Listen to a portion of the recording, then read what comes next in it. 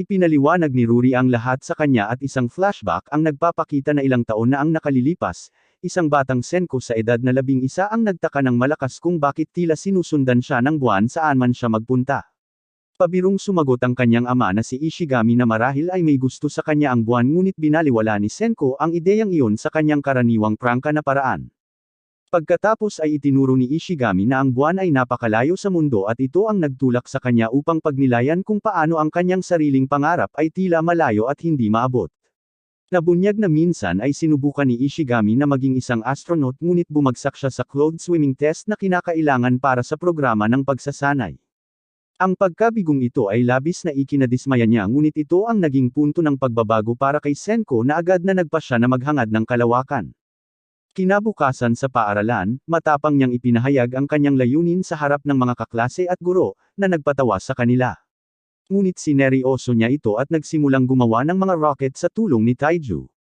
Kasabay nito, nalaman ni Ishigami na muling nagsimulang kumuha ng mga astronaut ang JAXA, at ang pagkakita sa balitang ito ay nagdulot ng ngiti sa kanyang mukha.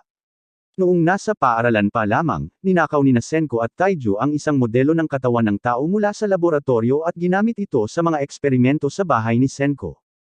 Kalaunan ay nakagawa sila ng isang pansamantalang training suit na idinisenyo upang tulungan si Ishigami na matuto ng mga diskarte sa paglangoy.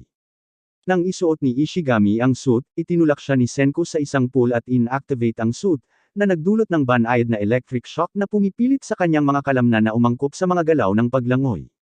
Sa paglipas ng panahon, nagsimulang lumangoy si Ishigami ng mas mahusay at mas mabilis. At ang hindi pangkaraniwang pamamaraang ito ay nakatulong sa kanya na makapasa sa kinakailangang pagsusulit sa paglangoy. Kalaunan, natupad ni Ishigami ang kanyang pangarap at naghanda na sumakay sa International Space Station. Bago umalis sa daigdig, kinuha niya ang mikropono mula sa isang malapit na reporter at nagpadala ng live na mensahe sa 16 na taong gulang na si Senko, nagpapasalamat sa kanya para sa lahat ng pagsasanay at nangakong magbabalik ng mga espesyal na regalo na pang-agham. Pinakinggan ni Senko ang mensahe ng may tusong ekspresyon, na nagpapakita ng kaunting emosyon, ngunit pinag-isipan ang bawat salita. Naglakbay si Ishigami sa kalawakan sakay ng Russian rocket Soyuz at namangha sa kagandahan ng kalawakan. Sa loob ng International Space Station, nakilala niya ang mga tripulante na nakasakay na. Bago pa man makapagpakilala ng maayos, isang maingay at arrogant na babaeng blonde ang sumira sa lahat sa pamamagitan ng pagdedeklara sa sarili bilang isang turista sa kalawakan na bumili ng daan para makapasok sa kalawakan. Inakusahan niya ang team na minamaliit siya, ngunit pinigilan ni Ishigami ang kanyang tawa hanggang sa bigla siyang tumigil sa pag-arte at pabiro siyang tinulak, sinasabing sinira niya ang kanyang kalokohan dahil sa pagtawa ng masyadong maaga. Pagkatapos ay ibinahagi niya ang kanyang pangalan bilang Lillian Weinberg, isang Amerikanong pop singer na mas magaan ang pakikitungo kaysa sa una niyang anyo. Nagpakilala ang iba pang crew bilang sina Daria at Yakov, isang mag-asawang parehong doktor, at si Connie, isang Amerikanong astronaut nang nasa na isang malaking tagahanga ni Lillian. Tahimik ding binanggit ni Ishigami na si Yakov ay gagawa na ngayon ng kanyang pangalawang paglalakbay sa kalawakan, isang komentong ikinainis ni Daria at Shamil, ang Russian cosmonaut. Dahil sa kaunting paghihikayat, nag-ipon si Connie ng sapat na lakas ng loob para humingi ng pirma ni Lillian. At nang matanggap niya ito, nagdiwang ang crew. Sa isang masayang sandali, inanunsyo ni Ishigami na paulit-ulit na nilang patutugtugin ang music CD ni Lillian sa buong pamamalagi nila, na ikinatuwa ng lahat maliban kay Lillian mismo. Nang gabing iyon, kumanta si Lillian para sa mga tao ng daigdig mula sa kalawakan, at ang kanyang boses ay ipinarinig sa buong mundo. Nakinig ang mga tao sa mga lugar tulad ng Tokyo, Paris, at maging kay Yasuhiro sa paaralan sa kanyang pagtatanghal. Pagkatapos, nagtanong siya tungkol sa personal na kasaysayan ng bawat isa. Binanggit ni Ishigami na ang pinagmulan ni Shamil ay halos hindi alam at pagkatapos ay nagbahagi ng kaunti tungkol kay Senko, na sinasabing malamang nakasangkot siya sa seryosong pananaliksik sa agham. Kasabay nito sa daigdig, sinisiyasat ni Senko ang isang kakaibang kaso ng mga petrified swallows sa mga lugar tulad ng Eurasia at North Africa. Pagkalipas ng ilang panahon, ibinahagi ni Lillian ang kanyang personal na kwento kay Ishigami. Inihayag niya na lumaki siyang mahirap sa Amerika na mayroon lamang record player at isang vinyl record. Pinakikinggan niya ito araw-araw hanggang sa masira ito at ang pagkanta gamit ito ay nakatulong sa kanya na matutong kumanta. Nakatulog si Ishigami sa kalagitnaan ng kanyang kwento, na sandaling ikinagalit niya, ngunit mabilis siyang pinakalma ng lalaki sa pamamagitan ng paghiling sa kanya na kumanta para kay Senko balang araw, at masayang pumayag siya. Kinabukasan, naglabas si Ishigami ng mga pakete ng miso ramen para masiyahan ang mga tripulante. Nag-atubili noong una si Shamil, ngunit kalaunan ay pumayag. Habang kumakain siya, napansin niya ang isang kakaibang nangyayari sa daigdig. Gulat na pinanood ng mga tripulante ang pagsisimula ng berdeng ilaw na nagpetrified sa Timog Amerika. Tinawag ni Ishigami ang pangalan ni Senko habang pinapanood niya ang Tokyo na dumanas ng parehong kapalaran. Sa daigdig, nasaksihan ni Senko ang liwanag na umaabot sa kanyang laboratorio, at bawat tao sa daigdig ay naging bato. Pagbalik sa istasyon ng kalawakan, nahihirapan ang mga tripulante na maunawaan kung ano ang nangyari.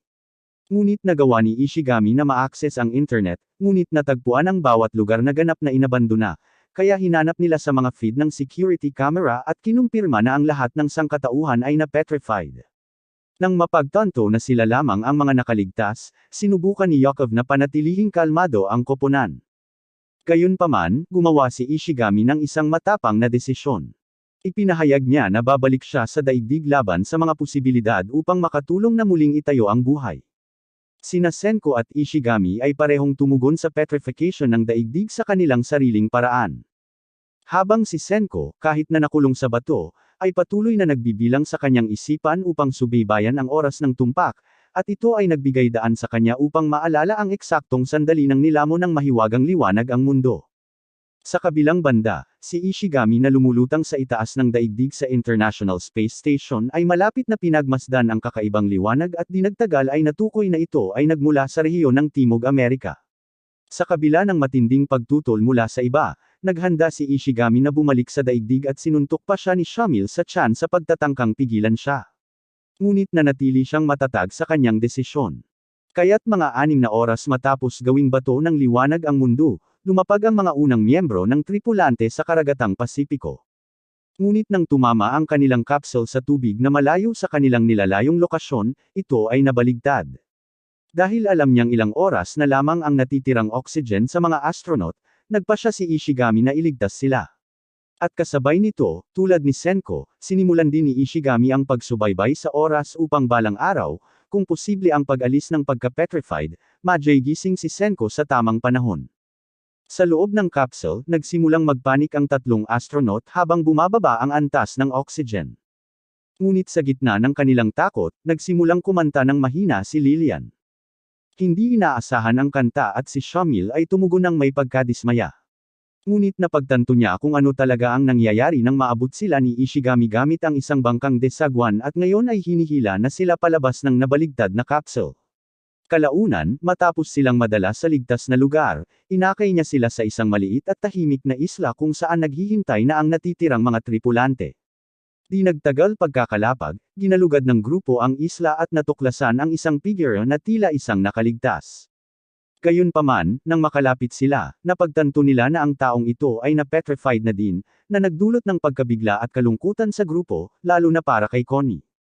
Nang gabing iyon, ginamit ni Ishigami ang Soyuz Survival Kit upang maghanda ng pagkain, at si Connie, na sinisikap na manatiling kapaki-pakinabang kahit na naiinis sa nangyari, ay lumabas upang manguha ng mga sangkap, at kalaunan ay sumama si Shamil sa kanya, at magkasama silang nagtulong sa paghahanda ng hapunan. Mabagal na lumipas ang panahon sa isla.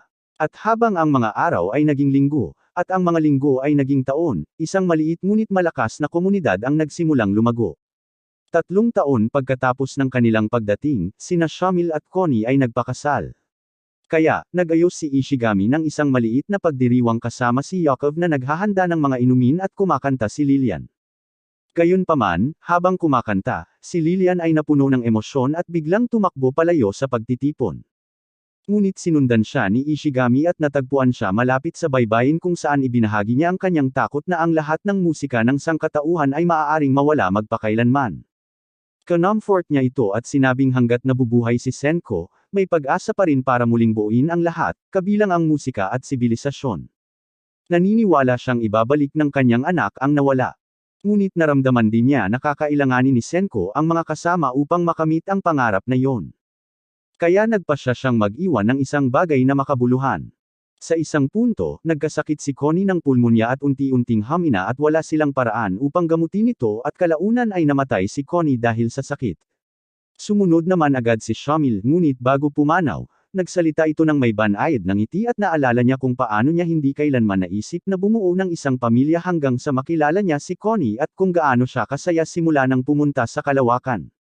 Pinasalamatan niya si Ishigami sa pagdadala ng ramen sa istasyon ng Kalawakan, sinabing masarap ito, at sinabi rin na ang makitang na petrified ang daigdig habang kumakain ng ramen ay tila kakaiba at nakakatawa para sa kanya. Nagpasya sina Daria at Yakov na magliyag patungo sa mainland ng Japanese sa pag-asang makahanap ng mga antibiotic, ngunit hindi na sila bumalik.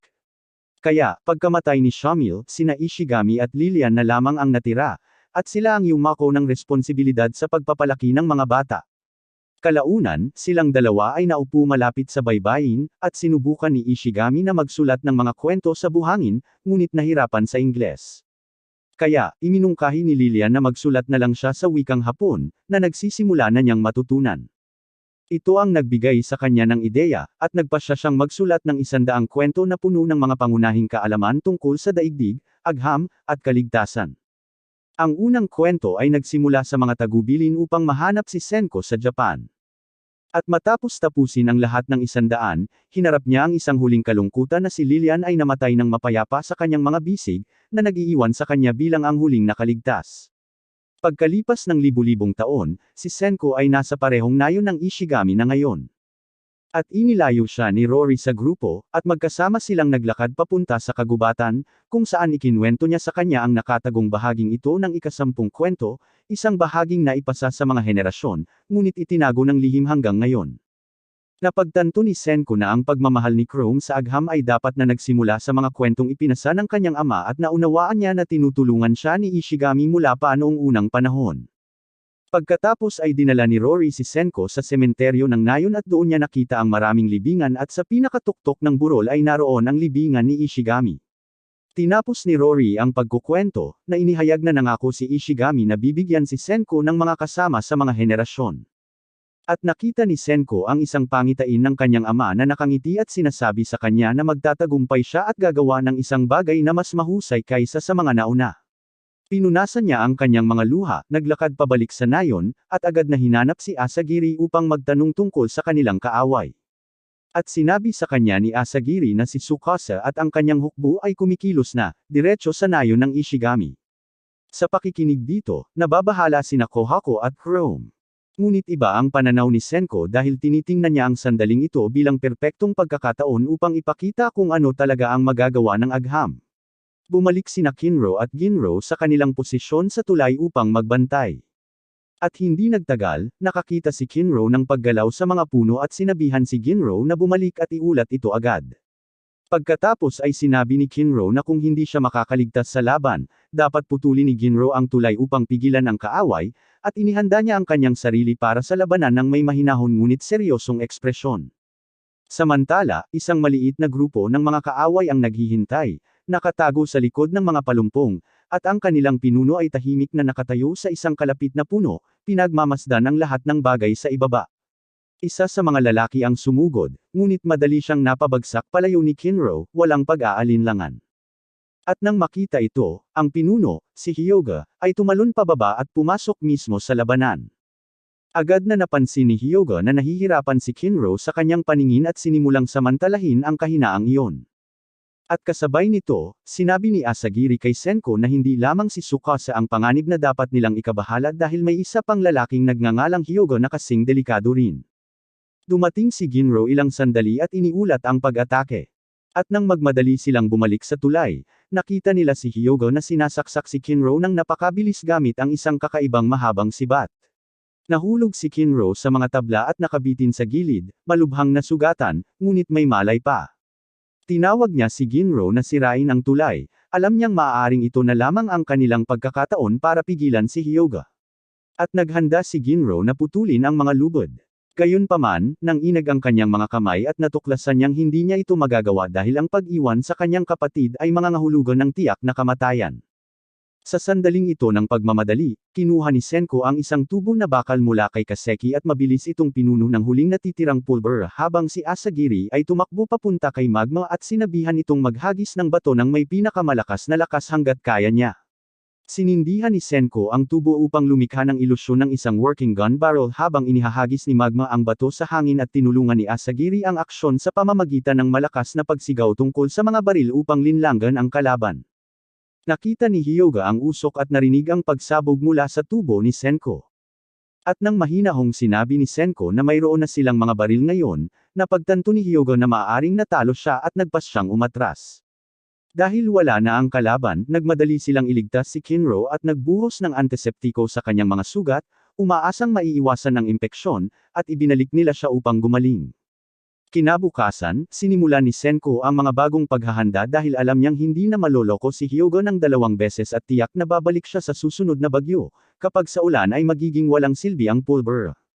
Nanatiling kalmado si Hyoga at nagpas siyang baguhin ang kanyang estratehiya, na nauunawaan na kailangan nilang baguhin ang kanilang diskarte, at ang kanyang sandata ay naging mas kapansin-pansin ngayon. Ito ay isang sibat na may spiral blade at isang pulang tassel sa dulo, na tila nagbibigay sa kanya ng kakaibang bilis at katumpakan. Bagamat ang ilan sa mga tauhan ni Hyoga ay naiinip at nais na umatake muli kaagad, hindi alintana ni Hyoga ang kanilang buhay at handang isakripisyo sila upang subukan ang lakas ng mga taga-nayon. Upang matulungan si Kinro pansamantala, binigyan siya ni Senko ng isang pares ng salamin na agad na nagwawasto sa kanyang paningin. At pagkatapos ay sinabi niya kay Kaseki ang tungkol sa kanilang susunod na imbensyon, na nagpasabik at magmadali sa matandang manggagawa na simulan ang pagtatayo. Tinipon ni Senko ang buong nayon at hiniling sa kanila na tumulong, dahil ang susunod na hakbang ay nangangailangan ng maraming kamay at buong kooperasyon.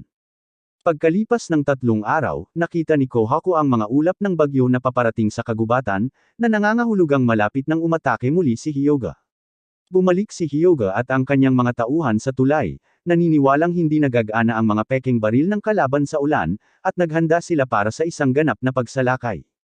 Mag-isang naglakad si Senko papunta sa tulay at hawak ang parehong tubo, pinaniwala ang mga umaatake na mayroon pa rin siyang baril, ngunit alam ni Hyoga na hindi na ito isang banta. Sa sandaling sumugod ang mga sundalong kaaway patungo sa kanya, lumabas ang mga taga-nayon mula sa kanilang pinagtataguan at inilantad ng pangkat ni Senko ang kanilang mga pinakabagong sandata, malalakas na bakal na katana na gawa gamit ang mga tradisyonal na pamamaraan. Malinis na hiniwa ng mga espada ang mga krodong sibat na kahoy ng kalaban, at natigilan ang mga umaatake sa biglaang pagbabago. Sa pinagsamang lakas ng mga mandirigma, mabilis na natalo ng mga taga-nayon ang mga tagasunod ni Hyoga.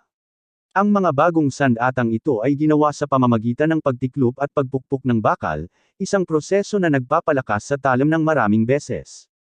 At ang kaalamang siyentipiko ni Senko ay nakatulong upang mapabilis ang proseso upang matapos ang mga ito sa tamang oras.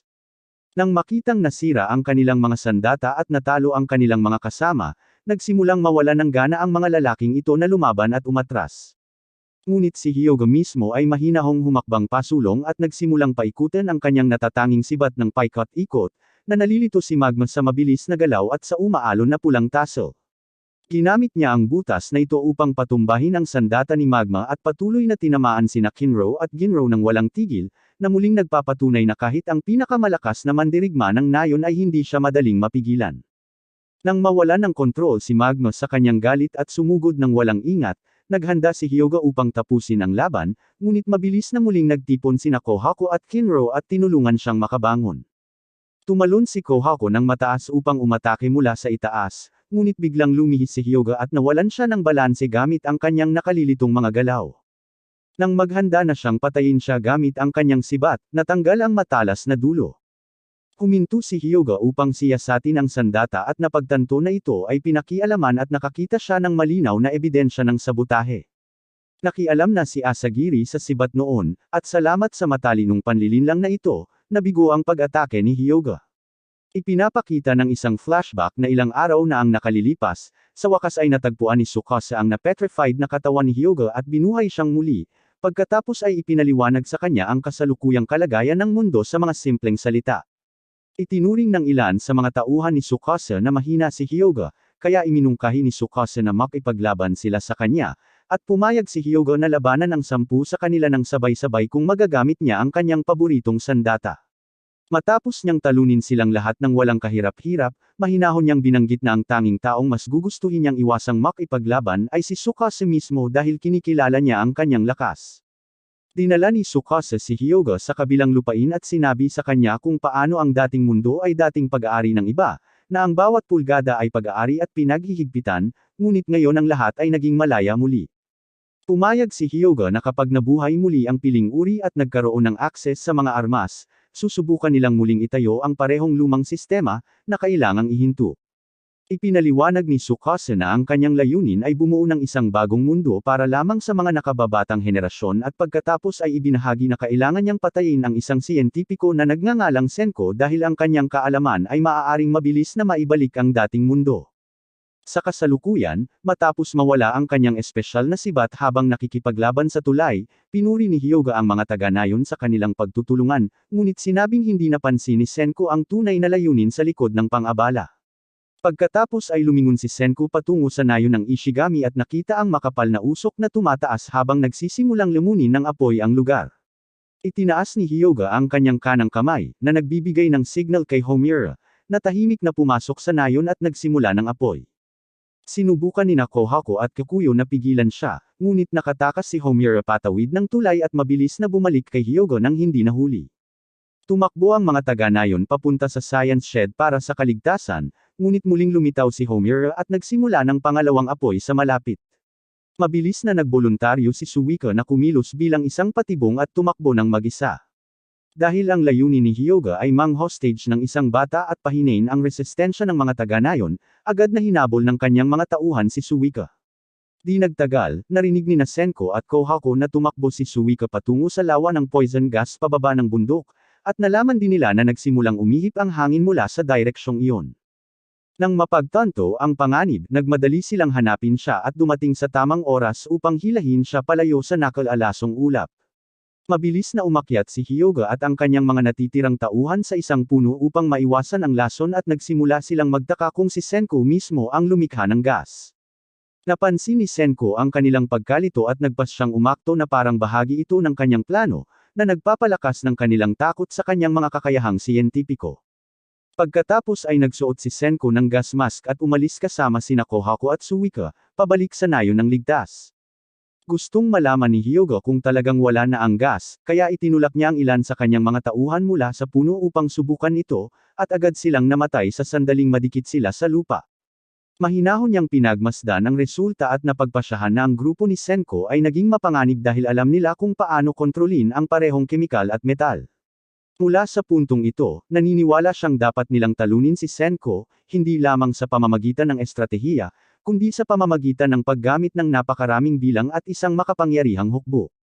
Nauunawaan ni Senko na kalaunan ay matutuklasan ni Tsukasa na ang mga taga-nayon ay hindi na makakagawa ng mas maraming pulver.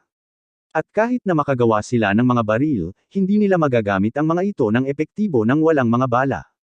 Samantala, ang puwersa ni Tsukasa ay lumalaki araw-araw. At hindi pa rin nabubuhay ni Senko kahit isang tao.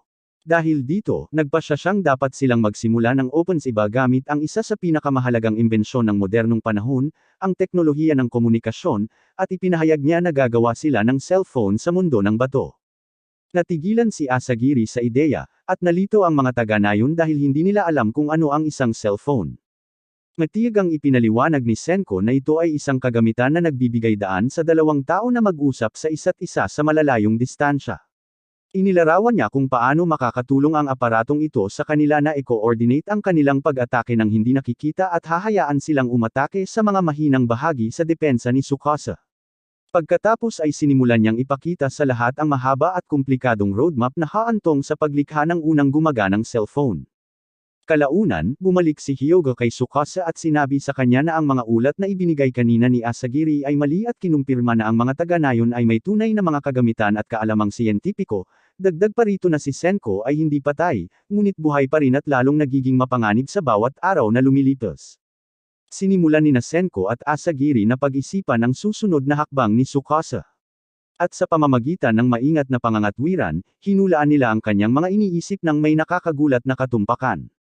Naunawaan ni Tsukasa na sa paglipas ng panahon ay lalakas ang kanyang hukbo, ngunit alam din niya na mas matagal pang maitayo ni Senko ang pulver at mga makabagong armas.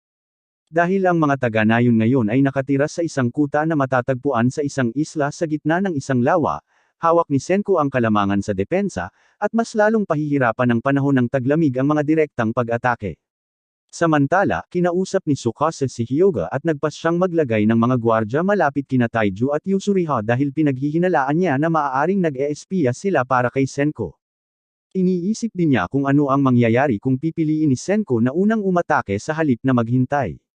Ibinahagi ni Hyoga na nakadestino na si Homura upang bantayan ang nayon ng Ishigami, ngunit nakita niyang ironic na ang magkabilang panig ay kulang pa rin sa gumaganang sistema ng komunikasyon, na magiging mahalaga sa panahon ng isang malawakang digmaan. Kalaunan, napagpasyahan ni Tsukasa na ilulunsad nila ang kanilang susunod na pag-atake pagkatapos ng taglamig. At kasabay nito, tinatansya ni Senko at Asagiri na ang kanilang huling araw ay malamang na sa Tagsibol. Kalaunan, tinanong ni Chrome at Kaseki si Senko kung paano talaga gumagana ang telepono, at ipinaliwanag ni Senko na ang tunog ay lumilikha ng mga vibration, na pagkatapos ay tumatama sa isang manipis na diaphragm. Ang diaphragm na ito ay nagko-convert ng vibration sa maliliit na electrical pulse, at kapag pinalakas sa pamamagitan ng isang vacuum tube, ang mga pulse na iyon ay lumalakas. Ang mga alon na ito ay ipinapadala sa isang loop bilang mga radio wave, at ang receiver ay nagsasagawa ng kabaligtaran na proseso upang gawing tunog muli ang mga ito, na nangangahulugang ang mga boses ay maaaring maglakbay ng malayo gamit ang agham. Upang maabot ang puntong iyon, nagpasya si Senko na kailangan muna nilang gumawa ng isang cotton candy machine. At nalito ang grupo hanggang sa magpaliwanag siya. Sa pamamagitan ng paglalagay ng asukal sa loob ng umiikot na makina, ang init at pag-ikot ay nagiging sanhi ng pagkatunaw ng asukal at pag-unat nito sa mga pinong sinulid, na siyang proseso sa likod ng cotton candy. Gayunpaman, kung gagamit sila ng ginto sa halip na asukal, ang resulta ay mga ginintoang sinulid. At ang mga manipis na gintong wire na ito ay kinakailangan para sa kanilang mga circuit ng telepono. Dahil ang ginto ay bihira at mahalaga, sinimulan ni Senko ang pagsubok gamit ang asukal bago sayangin ang mahahalagang materyales. Nangongolekta sila ng mga kristal ng asukal mula sa mga nasunog na labi ng wine na naiwan noong sunog sa nayon. Nang magawa na nila ang cotton candy, tinikman ito ng mga taga-nayon sa unang pagkakataon at labis na natuwa dahil ngayon lang sila nakaranas ng ganito katamis at magaan na pagkain. Samantala, tinuon ni Senko at Asagiri ang pansin kay Homura, na patuloy na nagmamasid sa kanilang mga ginagawa mula sa malayo. Hindi naintindihan ni Ginro ang interes ni Senko at naniniwala siyang may romantikong damdamin nito para kay Homura. Ngunit nilinaw ni Senko na si Homura ay isa lamang pinagkakatiwalaang espiya ni Hyoga at ang kanilang layunin ay baguhin ang panig nito. Ipinaliwanag ni Asagiri na si Homura ay lubos na tapat kay Hyoga at malamang na hindi niya ito pagtataksilan, ngunit naglagay pa rin si Senko ng isang stick ng cotton candy malapit sa kanyang pinagtatagwan. Hindi maintindihan ng iba kung bakit niya ito ginagawa, ngunit naniniwala si Senko na ang maliliit na kilos ay maaaring maka-impluwensya sa kanyang desisyon sa hinaharap. Sa una ay hindi pinansin ni Homura ang candy, ngunit nang maalala niya ang pangako ni Hyogo na walang maiiwan, nag-atubili siya at nauwi sa pagtikim nito. Kalaunan, nag-eksperimento si Ginro sa makina ng cotton candy, ngunit nalito nang magreklamo sina Senko at Asagiri tungkol sa mga bukol sa natapos na produkto. Ipinaliwanag nila na ang parehong isyu ay mangyayari sa ginto, na nangangahulugang ang proseso ng pag-ikot ay dapat na perpektong makinis. Upang matukoy ang sanhi, sinubukan nilang muli at natuklasan na ang sistema ng lubid ay nagbabago ng bilis at nagpapabagal sa pag-ikot na humahantong sa hindi pantay na output. Dahil ang paggamit ng mas maraming taga-nayon ay hindi praktikal sa malamig na panahon, nagpasya si Senko na pagbutihin ang makina sa pamamagitan ng paggawa ng mga mekanikal na gear.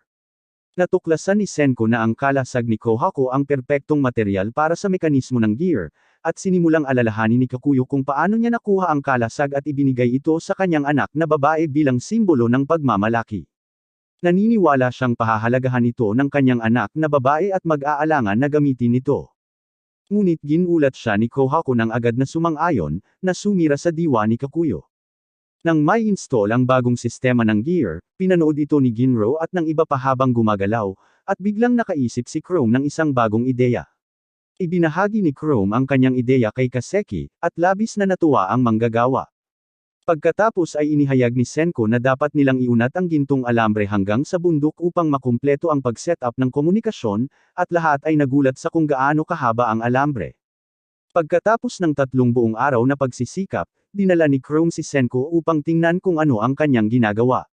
Nagulat si Senko nang matuklasan na nakapagtayo na sila ng isang gumaganang gulong ng tubig ng mag-isa, kahit na walang paunang kaalaman kung paano ito gumagana.